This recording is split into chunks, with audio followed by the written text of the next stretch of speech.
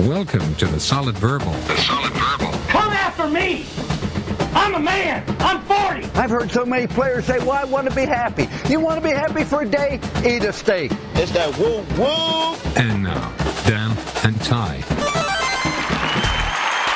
Welcome back to the Solid Verbal, boys and girls. My name is Ty Hildenbrand. Dan Rubenstein, my beloved co-host, is still honeymooning in Europe, still exploring the Mediterranean with the wonderful Mrs. Rubenstein. I believe he'll be back next week, so stay tuned for that. Don't forget to subscribe to the show on Apple Podcasts or any podcast directory for that matter. Please leave us a review if you like the show, because that helps us more than you could possibly imagine. And if you aren't already following us on social media, we're on Facebook, we're on Twitter, we're on Instagram, all the usual hotspots. Give us a follow if you want to stay in touch. So tonight's actually a rare show for a bunch of different reasons. First and foremost, I am flying solo, which is something I hardly ever do. Most importantly, though, we get to discuss some real, actual breaking news.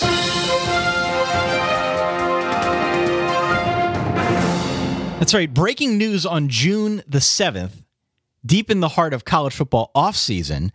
And on top of that, the stars weirdly aligned in a way that gives us both Bruce Feldman from Fox Sports and Andy Staples from Sports Illustrated on the same episode to discuss news of the day and much, much more. And there is some rather significant news in the college football world. Effective immediately, Bob Stoops is stepping down from his post at Oklahoma. Seems to have come a little bit out of left field. He's been there since 1999. Obviously, you know his resume, one of the more elite, most accomplished coaches in the game. Certainly, there have been rumors for a long time about him going elsewhere. Lord knows those aren't going to let up anytime soon now that he is effectively a free agent. Suffice to say, there are a ton of questions about the timing, the motives, the replacement, et cetera, et cetera. Let's jump in. Let's start dissecting this with our friend Bruce Feldman from Fox Sports. Joining me to discuss the news of the day, very pleased to welcome back to the show, longtime friend of the podcast, Mr. Bruce Feldman from Fox Sports. Sir, how are you? I'm doing well. It's good to be on with my favorite half of the Solid Verbal. Thank you. On your anniversary, no less, I understand. I know. That's probably not going well, but it's been that kind of day around my house. So I guess the question is, did you see this news about Bob Stoops coming at all? Were you tipped off to this, that this might occur? Because for the rest of us, it seems like it came out of left field. Yeah, there was been some rumblings, last week that I started hearing about whether he was going to step down, or would it be a case where maybe he coached for 2017 and then, like they had announced, they had decided it and then stayed on. And then earlier this week, started hearing more about that this could be an immediate situation. And then was trying to, hammer out the Lincoln Riley details, whether he was going to be, was he in fact going to take over, or was he just going to be kind of an interim on an audition basis? So, it was a hot story that kind of blew up this afternoon, I guess around early afternoon Wednesday. Obviously, Lincoln Riley is a guy that people are pretty high on, but still, was this something that when you heard it, it caught you by surprise, just the immediate nature of it? The part about this part I knew. There's two big things. And so Bob Stoops and Joe Castiglione, the AD, had been grooming Lincoln Riley for this really for over a year. And even going back to the fall, Oklahoma had started working on a contract that was basically unprecedented for an assistant, where they were going to give him a 3-year deal because they knew he had passed up opportunities at Houston and Cincinnati, USF, and Purdue. So I think towards that end, that part made sense. It was just ultimately came down to Bob Stoops being 100% sure. Yeah, he feels like the timing is right to step down, but is he really 100% on it? And obviously, he felt like he is, and that's where we are now. The official word that you posted was that, quote, he's ready and wants to go live life. That's according to one of your sources. I would say, just as a college football fan, you don't typically hear that on June 7th of the offseason. I don't question his motives, but the timing just seems so odd to be in the throes of the offseason. Why now? Why did he feel the need to do this now? I think that specific part of it, I'm not sure there's, as opposed to a month ago or not, I don't know that part of it, what sold him. Whether it was because I saw him in early May, and guys who worked with him were around him, and they were kind of caught off guard that he decided to do it at this time of year. But keep in mind, his dad was 54 when he died. Literally had a heart attack in a game he was coaching in high school and died on the way to the hospital. And somebody really close to Stoops, really the guy I know probably knows him best. When I talked to him earlier today, said he's always told me he was 55. That's what he thought he would wanted to step down at. And he goes, I don't think he's changing his mind. I think he's done. That's pretty incredible. And I think back a little bit to when Urban Meyer announced that he was stepping aside at Florida. The immediate focus among a lot of college football fans was, does he have his eye on something else? Is he going to take an Ohio State job? Obviously, he ended up taking that. Do you think that there is any possibility there's another job out there that could lure him back, or is this for good? I don't think there is. I really don't. No, I think, what's different in terms of Urban Meyer situation where Bob Stoops, they're kind of wired differently. I mean, Urban Meyer is one of these guys who's grinding football all the time. And, the metric I would use to kind of base that on is when you talk to guys who worked for Urban Meyer, they are grinding. When you talk to people who coach for Bob Stoops, they say he's probably about as easy a guy to work for and as good on families as there is. He also golfs a lot more than Urban Meyer. So we'll see. I mean, his kids are a little younger than Urban's. He has twin boys that are seniors in high school. But, it's you never say never with these coaches. So now it's turned over to Lincoln Riley, a younger guy, only 33. You said he's been groomed for a while now to perhaps take over this post. What does he bring to the equation that perhaps Bob Stoops didn't? Well, he's obviously an offensive guy, and he is a Mike Leach protege in that he started with Leach when he was a student assistant at Texas Tech. He's been an offense coordinator for actually a long time, for 7 years, so he has quite a bit of experience on that front, but still 33 is what it is. But he also learned under Ruffin McNeil, and he's learned under Bob. I think when I asked Leach earlier today about Lincoln, said, this was a very Leach quote, too long to even get on Twitter, but it was, he was like, becoming a head coach is like getting married. You're never really truly ready for it until you're in the middle of it, because you got all kinds of unwieldy stuff coming at you. But he did say Lincoln is probably as good outside the box and independent thinker as there is. And he goes, and a lot of times guys don't, that's pretty rare. He said where guys are, really real independent thinkers this day, especially younger coaches at that level. So I think, there, now he's going to have to lean on Bob Stoops' old staff, which is a lot of experienced guys. His O-line coach, Bill Biedenbaugh, and his receivers coach, Dennis Simmons, they're guys he knows really well. And Dennis was somebody brought along. But the other guys really were, it's a veteran staff, and I think that'll help, especially given the expectations are going to be high with Baker Mayfield still there and a really good offensive line. Yeah, I mean, do you think he can handle such a big job so soon? I do. I mean, unlike a lot of the Leach area guys, Lincoln's way more grounded. He's always been seen more mature than his years. And so I think he can handle it. Now, does that mean he's going to go lead them to the playoffs and have, a national title in year 2? Yeah, that's a tall order. But I think he's going to be a successful head coach there just because he's really, really smart and he's really, really focused. And I think he's had his eyes open for a long time for something like this. Do you think this will affect any kind of recruiting at Oklahoma? It might, but I'm not sure if, Lincoln was a big reason why they got some of the offensive guys they got. So we'll see. I mean, they had a good year in 2000, the class they signed. There's still enough time between now and the early signing period where I think people are going to want to wait and see how, Oklahoma runs under Lincoln Riley. I mean, it's a big job. It's a huge job. Final question for you, Mr. Feldman. Does this change the balance of power at all in the Big 12? I don't think so. I mean, if Bob was taking Baker with him to be his caddy, I would think maybe differently. But, they still have a great quarterback. They still have the best offensive line in that league. They have skill talent they got to replace. But, Tom Herman's got momentum, but they got a long way to go to get back to where OU is right now. And Oklahoma State, I think, has been very good on offense, especially.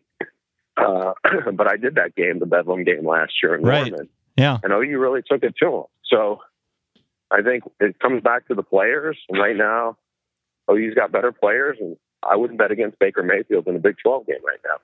What is Bob Stoops' handicap? Any idea?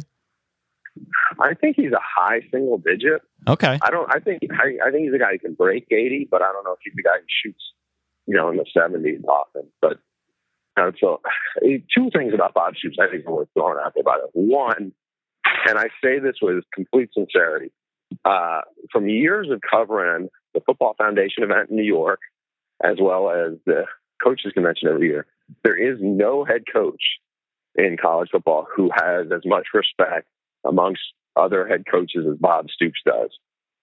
And the other part, and maybe this is kind of connected to it, just from being around the sport for a long time, it really stands out how many guys talk, not just guys, but their families talk about how good he is or was to work for. And that kind of is, last part is a rarity, where, I remember I have a buddy who I've known for years who's an assistant coach, and his wife just was talking about all this, how good he was to the coaches' wives and how good he is to their families. And, you would think this stuff sounds like common sense given how invested these families are, but it's not the case usually. And Stoops was really, really good about that. And that's why I think there's a lot of people who had such respect for him, at least within the business. Well, it's big news, especially in the doldrums of the college football offseason. June the 7th, again, Bob Stoops stepping down, effective immediately, handing the keys over to Lincoln Riley. Mr. Feldman, happy anniversary to you. Thank you for giving us so much of your time here on short notice. And we'll bring you back. We'll bring you back on a different occasion. Thank you very much. All right. Big thanks to Bruce Feldman from FoxSports.com. I'm going to talk to Andy Staples here from Sports Illustrated momentarily about Bob Stoops and a few other odds and ends in the college football world. But before I do, a quick reminder that the Solid Verbal this evening brought to you by our good friends over at Indochino. That's INDOCHINO, Indochino.com, where they will make you a custom fitting suit. Every guy looks better in a custom fitting suit.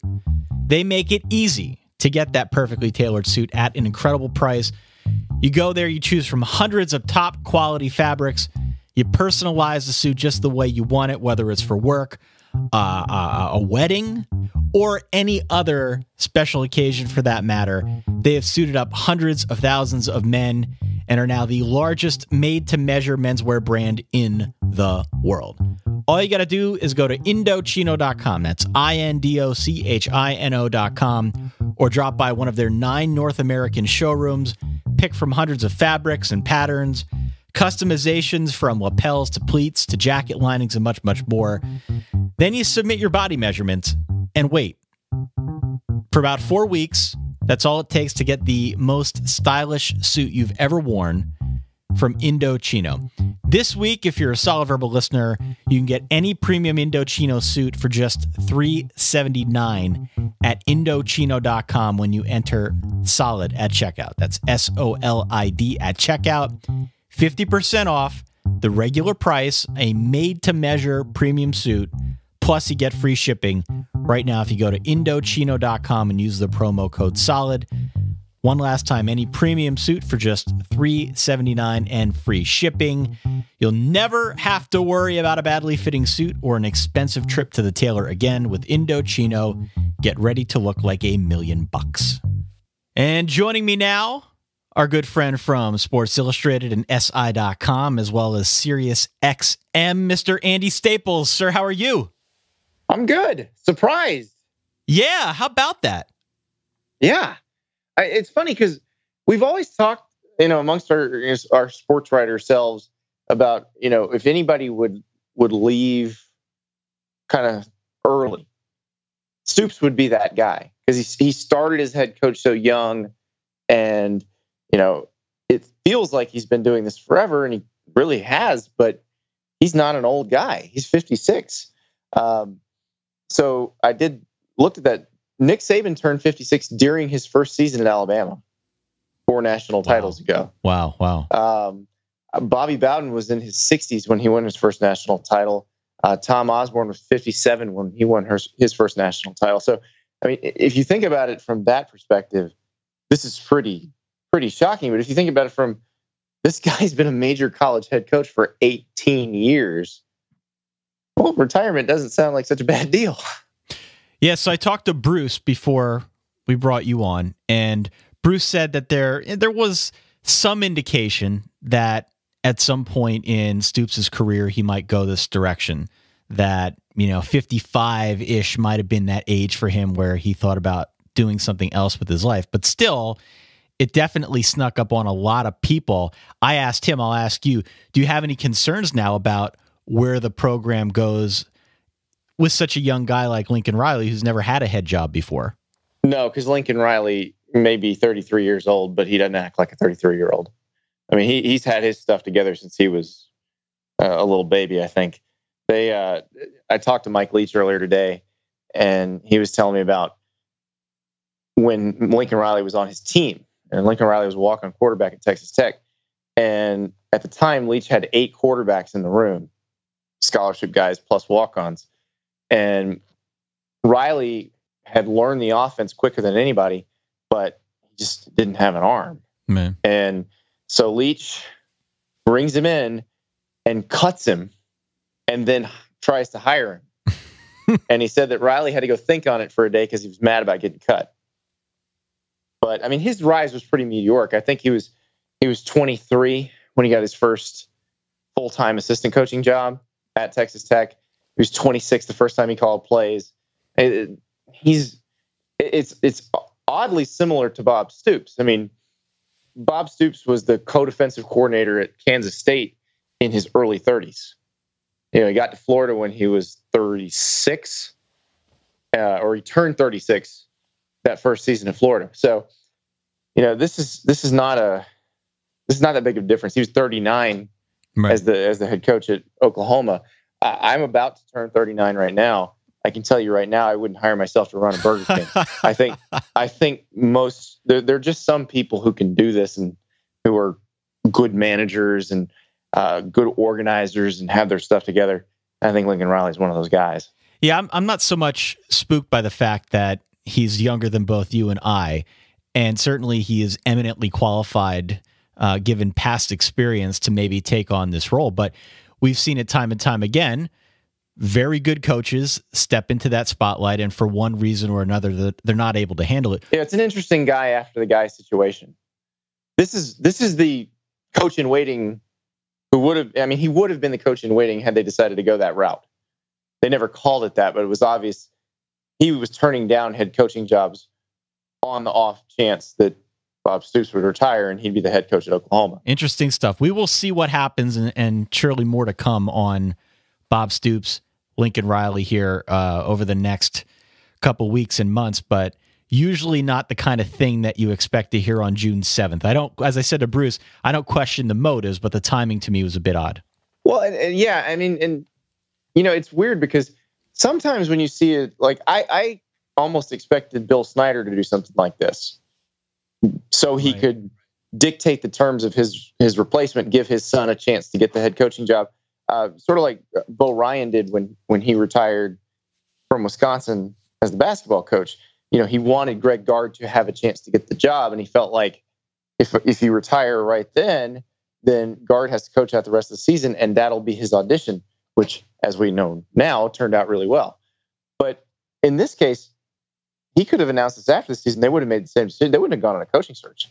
They would have just hired Lincoln Riley. So I don't think there's anybody in Norman who would disagree with this choice. So that timing of it is a bit odd. Well, the other big news that I wanted to bring you on to discuss a little bit, I know you're a Florida guy. You covered the SEC very intently as well. Malik Zaire announced that he is grad transferring away from Notre Dame, to no one's surprise at this point, but there were rumors about where he might end up. He lands at Florida, a school that's had some difficulty trying to find a quarterback that... Just a skosh. You could say, right, that could move the offense forward.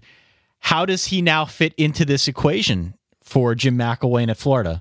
He comes along in an advantageous time for whoever winds up being the starting quarterback at Florida this year. And I am not assuming he is going to be the starting quarterback, because I think it's dragged out this long because he couldn't get any sort of assurances right, that he was going to start anywhere. And, I think he's probably going to have to duke it out with Felipe Franks to see who wins the job.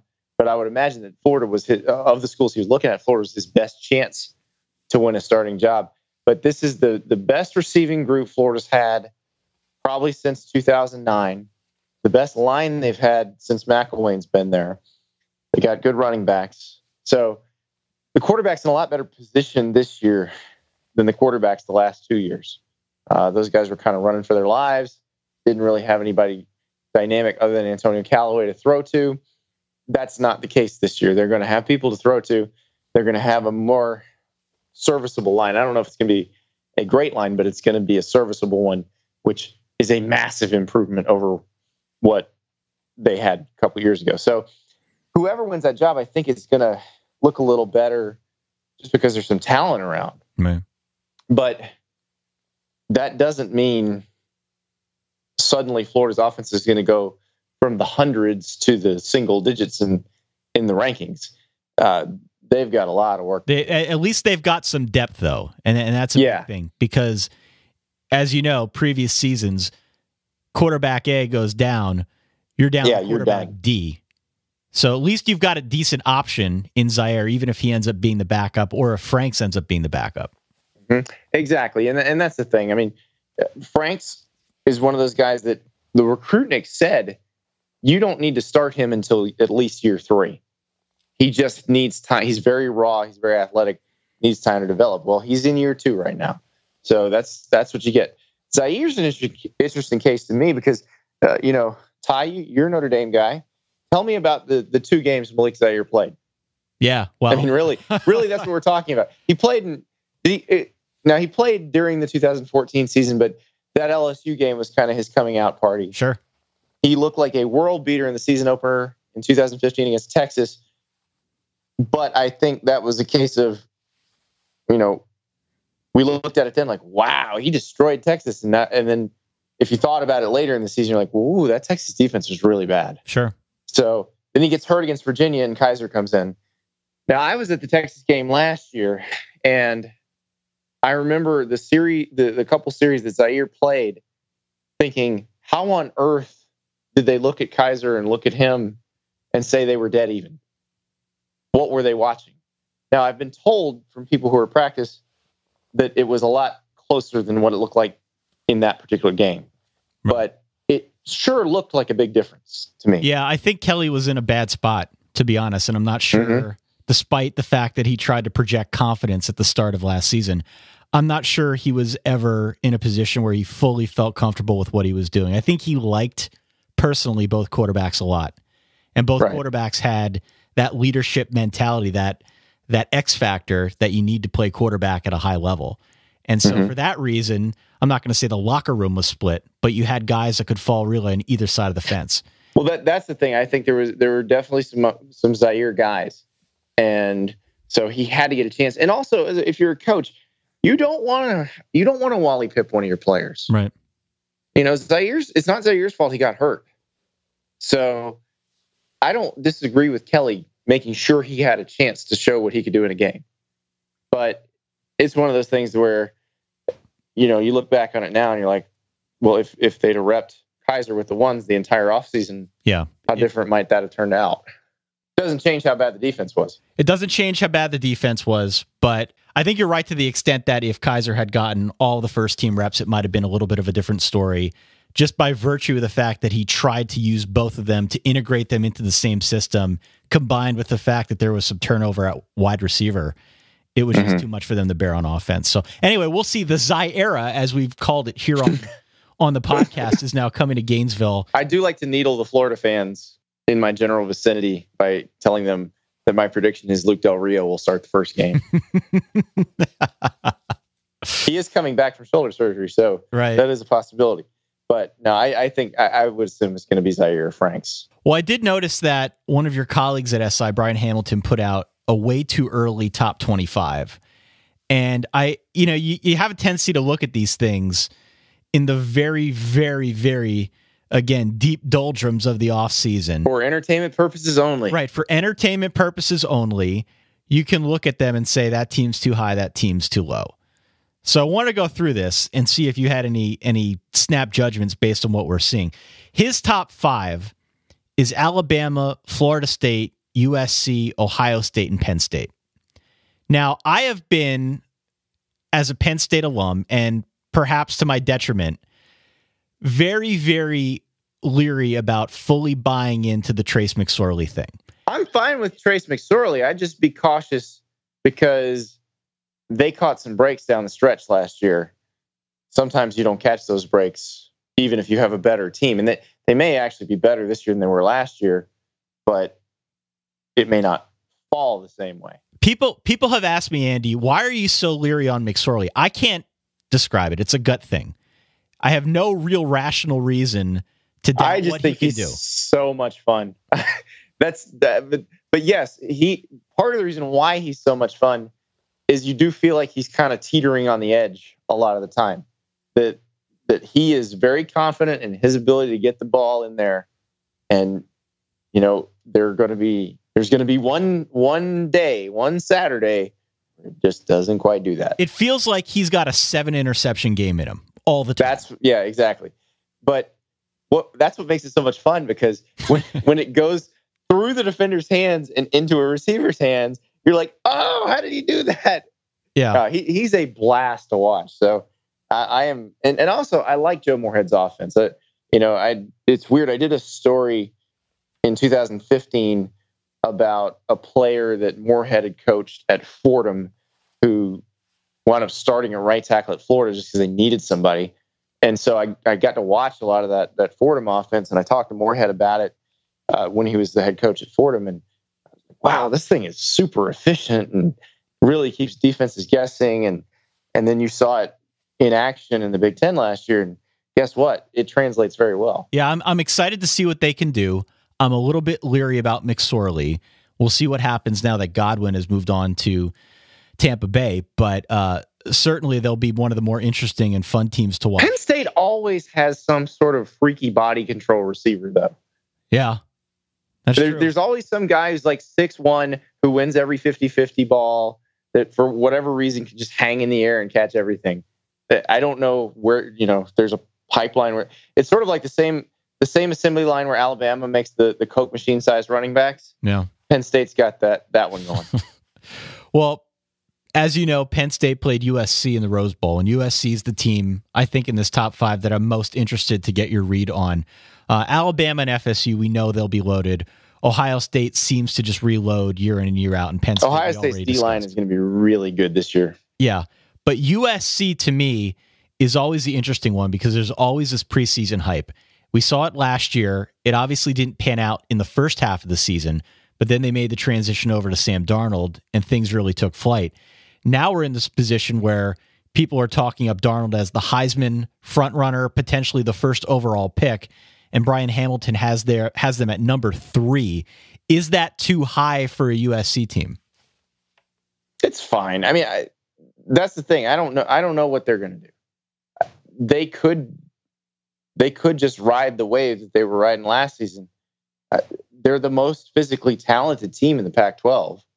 So they should be able to beat everybody in the Pac-12. The way they beat Washington, and Washington was a really good team. Yeah. That is a sign of a talented roster. USC still has better players than most of the teams they play.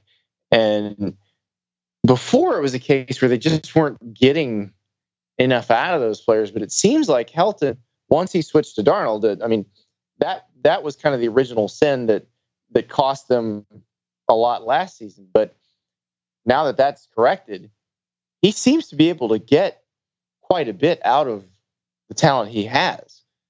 They don't seem to underachieve physically with him. So I'm fine with them being ranked that high. My question is, if you don't have them in the top 5, where do you have them? Because as I look at the rest of this, again, way too early for entertainment purposes only, top 25. I don't know how much further down you could put USC. No, it starts to get ridiculous. I'm going to rank them higher than anybody else in Pac-12. No, mostly because of the way they beat Washington last year. I think Washington is also going to be really good. I know they lost a lot of their secondary and they lost John Ross, but they're still going to be very good. And USC clobbered that very good team on the road. The next group of 5 teams that he's got here, not group of 5, but the next tier of 5 teams, 6 through 10, he has Clemson, Oklahoma. Obviously, we've talked a lot about Oklahoma this show. Washington, Oklahoma State, and Auburn. The 2 that are of most interest to me are Clemson and Auburn. Yeah. Both presumably have new starting quarterbacks, right? Yep. Well, they will. And I'm more confident in Clemson than I am in Auburn. I think Dabo's got it now where they're a machine, just like Florida State's a machine, like Ohio State's a machine, like Alabama's a machine. They're just going to keep that going. Auburn, I don't know yet. I don't know about the Jarrett Stidham hype. I know he's got a great arm. I know he was fantastic in the time he did play as a freshman at Baylor, but he got hurt pretty quickly. He's going to get hit a lot in the SEC, even if they have a pretty good offensive line. So, and this is, with Gus, remember, he hasn't had a successful SEC offense that didn't involve a quarterback who could run. Now, he's had good offenses in the past when he was at Tulsa, and then you go back to his Springdale High days where it was more of a drop-back passer guy, and he did some really creative stuff with them and just mess with defenses' heads. But look at who they've been successful with in the time he's either been offense coordinator or head coach at Auburn. Cam Newton and Nick Marshall. Right. Jarrett Stidham doesn't run like either one of those guys. No, he doesn't. So now I do think their running game is going to be good. I think their line and their stable of backs is good enough that you don't necessarily need that big of a threat of a quarterback run to be able to move the ball. I'm more concerned actually with them on defense just because they lost some really good players. Montravius Adams was outstanding. Carl Lawson was really good. They had kind of built up to last year on defense. They needed some time to get where they were going. And that defense kept them in a lot of games last year. So if it takes a step back, then that's just even more the offense has to make up. I'm supremely curious about what happens with Auburn at quarterback. Somewhere in the pit of my stomach, Andy, I feel like there's an over-under 3.5 games that Sean White's still going to play quarterback. Oh, I think that's a pretty good bet because Stidham's going to get hit, and we don't know if the injury at Baylor's freshman year, if that was a fluky thing or if that was just he got injured in a bunch of places at Baylor because they were running him a lot, even though they knew there wasn't much behind him. So I don't think Gus is going to run him that much. All right, so I'm looking at the final 3 tiers here that Brian put together. Here are the 3 teams that I think I'm most interested in getting your take on. LSU, Michigan, and Tennessee, all for different reasons. LSU obviously is trying to transition to a different offensive system. Offense has been an issue for them for a while. Michigan, because they're rebooting at a bunch of key positions and they lose a ton. And Tennessee, because it's growing increasingly more obvious that Butch Jones is on somewhat of a hot seat. So LSU is interesting because you look at what Matt Canada did walking into Pittsburgh last year with no assistants coming with him, by the way, by himself. And that offense was unstoppable at times with Nathan Peterman at quarterback, who, he'd done all right in Jim Chaney's system the year before, but the people who remember him from Tennessee will remember that he didn't play very well there. So I think Matt Canada, if he can get LSU distributing the ball to its playmakers, can make that offense hum. And the thing about it is LSU has as many good athletes on offense as they have on defense. You just wouldn't know it because Les Miles would pick whoever the best tailback was and just ride him relentlessly and not worry about anybody else. Right. That's why he got fired. So Ed Orgeron didn't change anything on defense. Dave Aranda's still running the show. Hired a guy who will distribute the ball. And my guess is if Danny Etling distributes it accurately, they're going to be very hard to stop. Between Michigan and Tennessee, Andy, which of those two teams are you most interested in? Which do you think has, the most intrigue as we head into the season? I feel like Tennessee has a lot bigger space between the floor and the ceiling. Yeah. The floor is Butch Jones gets fired. The ceiling is they win the East. So, and I think they should be better on defense because I can't imagine a team having worse injury luck on one side of the ball than Tennessee's defense did last year. And then offensively, we'll see. But Gorentano and Dormady, I think there's some other SEC schools that would like to have either one of those guys. So it's a pretty good choice that Butch has to make at quarterback. I love Kelly at running back. That dude runs so violently. And so I think, and this should be the best offensive line they've had in the Butch Jones era. So I am not automatically writing them off and firing Butch Jones like a lot of people are. I want to see him play. They got a pretty tough September. We'll know what they are after September. Michigan's interesting because we don't know what they're going to be yet. And I keep telling everybody that Michigan-Florida game, there'll be a lot of people who make definitive proclamations after that game. That game's not going to tell us anything. Right. Because we don't know what either of those teams will be. So that's one of those that we could be watching two good teams. We could be watching two mediocre teams. But, I mean, here's the thing. Other than that first year at Stanford, and even then they beat USC, Jim Harbaugh's never coached a bad team. And I'm including his time in the NFL. True. Yeah, very true. So they're not going to take that big of a step back. Plus, now you're getting players that they recruited getting developed. And I know Brady Hoke recruited some good players that Harbaugh then subsequently developed. But if you go back to Harbaugh at Stanford, he seriously upgraded that roster. He's a good recruiter. So my guess is by the middle of the season, that's a pretty solid team. I'll throw one other team in here, and then I want to move on to a different topic altogether. But Texas, obviously, the news. New head football coach, Tom Herman. Not all rebuilds, as you know, are created equally. How big of a rebuild is it at Texas? Is it not nearly as big as when Charlie Strong took over? To put it in perspective, Charlie Strong inherited a better roster this year at USF from Willie Taggart than he inherited from Mac Brown when he got to Texas. So, I mean, that tells you. And Tom Herman inherited a Big 12 roster now. There are some holes, there are some problem areas, but he's got Big 12 talent. He's got what he needs to be successful. And then he can obviously recruit on top of that. But my question is, how do you change the attitude? You know, when they got to Houston, that was a team that was coming off an 8-win season. Yeah. So now Tom has told me that he actually felt like there was more resistance at Houston because guys were in the mindset of, hey, we weren't awful. Why are you coming in trying to change everything? At Texas, it was more like, we know we were bad. We lost 7 games 3 years in a row. By all means, change whatever you want. We'll do whatever you want.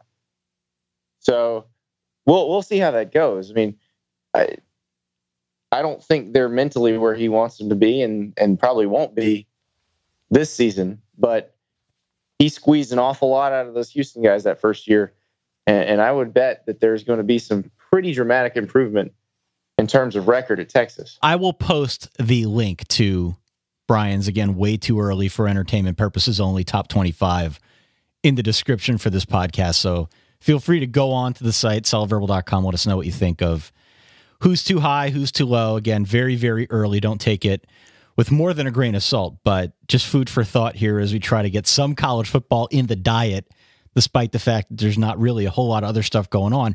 The one thing that I did want to bring up with you as we sort of wind it down here, and I know this is something that we discussed before, but I made what I consider a pretty big life decision, and I cut the cord. Ooh. Enjoy the buffering. Yeah, well, it's been good so far. And being 45 seconds behind. It's been good so far. YouTube Live, YouTube TV Live has been my choice, and it doesn't seem like there's been too much of a delay, but this is something that's accelerating, and I know we've talked about it on our show at some point here with you about how that all factors into the economics of college football, how that affects the viewing experience, how that affects just the general perception of what college football is. It's obviously not something that is slowing down.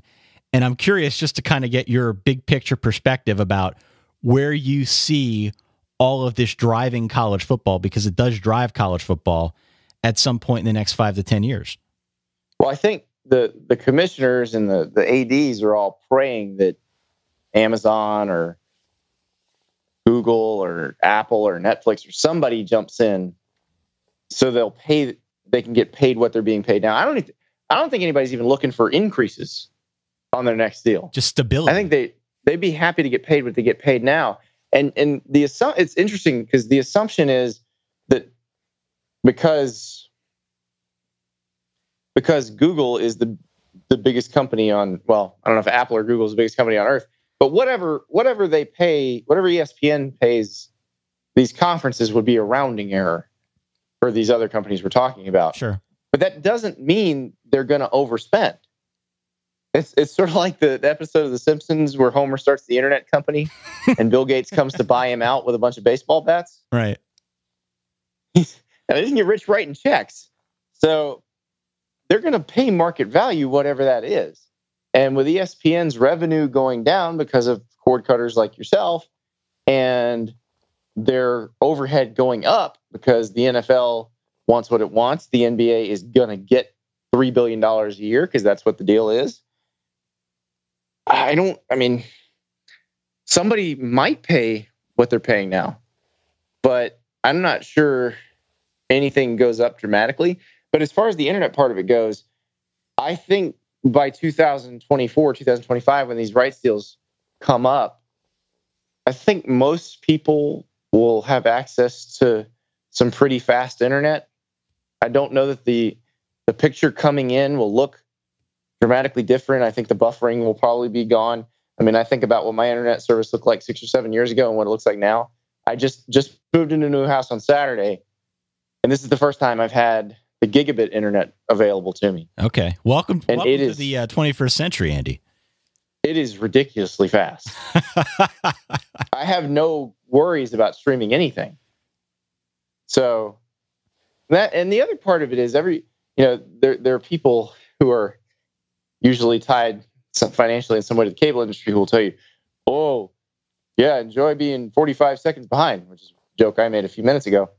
But if everybody's streaming it, nobody's really behind because you don't know what just happened in the stadium, unless you're reading tweets from the stadium, but that happens on TV too. Because I've been covering games live and tweeted something and people are like, stop that. It's like 10 seconds ahead of my TV. So if everybody's in the same boat, I don't think it's going to be that bad of a user experience. I don't think it will either. They've already made strides to reduce that lag time. And that to me is the least of my concerns. That said, I haven't watched a college football season. Well, I was watching people tweet. I was watching new cord cutters like our friend Stuart Mandel tweeting the NBA finals the other night, and they were consistently about 45 seconds behind, and they were complaining about it.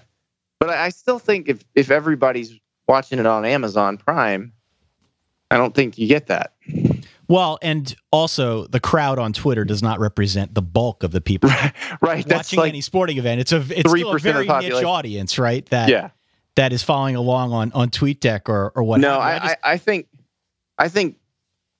we're not that far off from a time where the cable and satellite companies are not the behemoths they are now. It's just really interesting to me because it's more accessible now than ever. It's obviously had an effect on some of the major networks. And like you said, 2024, when it comes time again to take some of these rights out and get bids, I think places like the Pac-12 or Big 12, whoever, will be a lot less anxious about giving Google a spin, giving Amazon a spin.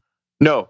If Google or Amazon, if Google or Amazon wants to do business with them, they will crawl on hands and knees to Google and Amazon. Watch this Amazon NFL experiment. It's going to be interesting. So they're not paying a ton for it because it's basically they're streaming games that are already on television. But they're seeing what they're trying to find out is how sports fans watching a streaming event on their service behave.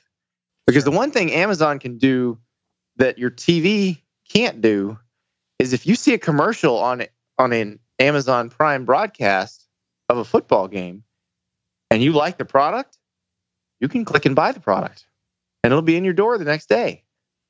So, or depending on how big a city you're in, might be at your house in 2 hours. So if they find that it drives sales, and here's the thing I found interesting is the Amazon research a few years ago showed that Prime members tend to spend $1,500 more per year on Amazon than non-Prime members. Well, if being a Prime member is the only way to see Big Ten football, guess how many more Amazon Prime members there are going to be? Yeah, my big prediction for streaming TV as it relates to Amazon and Google is that they're the only two companies that can somewhat harvest what you're doing when you go out on the web and just do whatever. And ultimately, they can subsidize more programming with higher ad rates. Yeah, Apple won't do it unless it drives device sales. Netflix will create its own X Games type sporting events. They already did it with this weird obstacle course game that my kids got into, and we binge watched it. But it's not. I don't see Netflix ever getting into live sports. So I don't see what's in it for them. Well, it's an interesting discussion, and I'm curious to see how it goes. But I will certainly report back throughout the course of the season. Hopefully, I'm not on a 45-second delay. That'd be nice. Well, here's the thing: you stay off Twitter, you don't even know you are. And staying off Twitter is a good life decision, by the way. Just FYI. Pretty much. Yeah. All right. What is on tap for you over the next couple months now as we sort of slowly build towards the 2017 season? Well, hopefully for the next 2.5 weeks, nothing. Okay. Hopefully this will be the one time I come off vacation. Now I'm still doing radio shows, so I'm not good at taking time off. But I am off all of next week for real. So hopefully it will just be me and a beach and something with alcohol in it. Okay. That's all I hope for. And then once media days and all that get cranked up, it's just right back into it. You know, we're gonna have some fun. A lot more food stuff, I think, this year. So it'll be an interesting season, to be sure. All right. Well, we will talk to you again sometime soon. And in the meantime, best of luck with all that stuff. Hopefully you get that drink on the beach. That'd be nice. Just the one. All right. Again, it's Andy Staples from SI.com and Sports Illustrated and SiriusXM. Check him out. Drop him a line. He is on Twitter at Andy_Staples. My name is Ty Hildenbrandt. Dan Rubenstein will be back with us next week. In the meantime, for that guy over there, where are you, Andy? Florida? Gainesville, Florida. For that guy over there in Gainesville, for myself, Ty, here in good old Allentown, PA. Thanks again for listening. Thanks again for subscribing. Throw us a review. We'll catch you in a week. Stay solid.